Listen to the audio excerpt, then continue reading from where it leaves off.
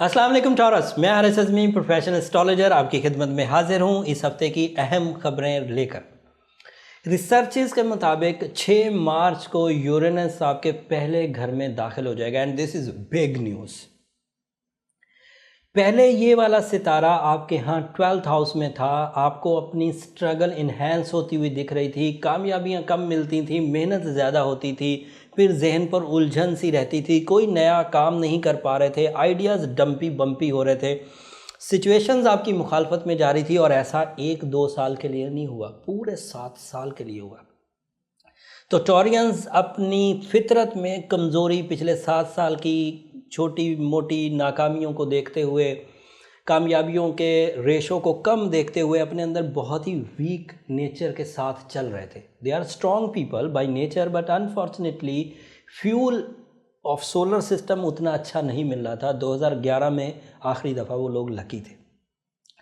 Now इस हफ्ते 6 मार्च को ये 2019 को यूरेनस आपके यहाँ फर्स्ट हाउस में अपीयर हो जाएगा और ये 7 साल रहेगा, 2025 तक रहेगा। ऐसी सिचुएशंस अब आपके साथ पैदा होना शुरू होगी जैसी सिचुएशन आज से 7 साल तक, आज से 7 साल पीछे तक एरीज के साथ थी।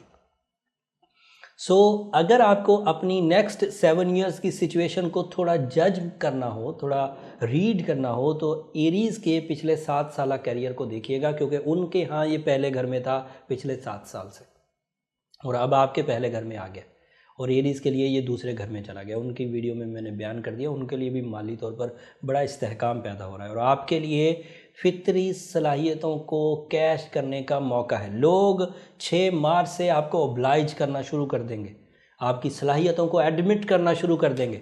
You are the centre of attraction at the moment and so on चलता रहेगा। मैं क्योंकि वीकली बयान कर रहा हूँ, इसकी एक वीडियो मैंने यूरेनस की अलग बना दी है, उसका लिंक नीचे डिस्क्रिप्शन में आपको मिल जाएगा, वो आप लोग देख सकते हैं।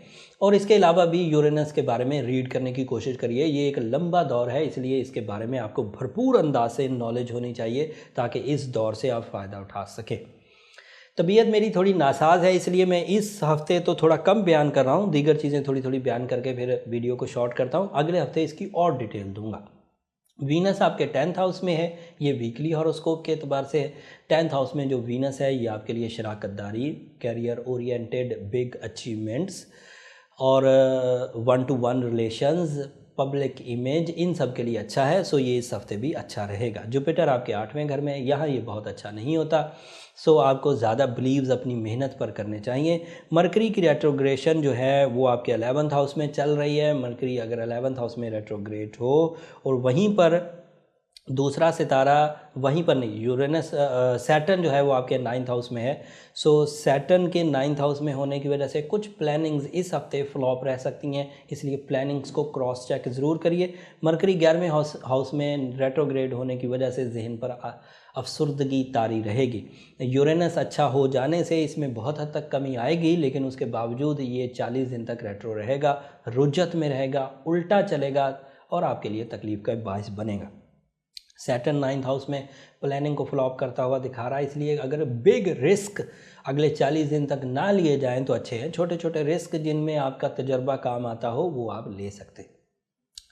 सो टॉरियंस, ये मेरी ओवरऑल 3-4 पोजीशन थी स्टार्स की जो इस हफ्ते आपके लिए डेवलपमेंट्स हैं, ये मैंने बयान कर दी। ये बहुत तफसील इस हफ्ते नहीं दे सका, बड़ा अपने आप से लड़ कर मैं ये वीडियो बना रहा हूँ, थोड़ी तबीयत में नासाजी है, होपफुली आप अंडरस्टैंड करेंगे। अगले हफ्ते पूरी तफसील बयान करूँगा इंशाल्लाह, क्योंकि ये वाला यूरेनस सबसे ज़्यादा बेनिफिट आपको देगा, आपके पहले घर में आया है तो एरीज़ को बहुत बेनिफिट देगा, स्कॉर्पियोज़ को बहुत देगा, एक्वेरियस को बहुत देगा। सो उनकी वीडियोस में मैं थोड़ा थोड़ा बयान करूँगा, लेकिन क्योंकि अब ये 7 साल का साथ है हमारा, तो इकट्ठे ही चलेंगे, तो मैं दीगर इन्फॉर्मेशन गाहे बगाहे आपको देता रहूँगा। अगली वीडियो तक के लिए इजाज़त दीजिए। अल्लाह ने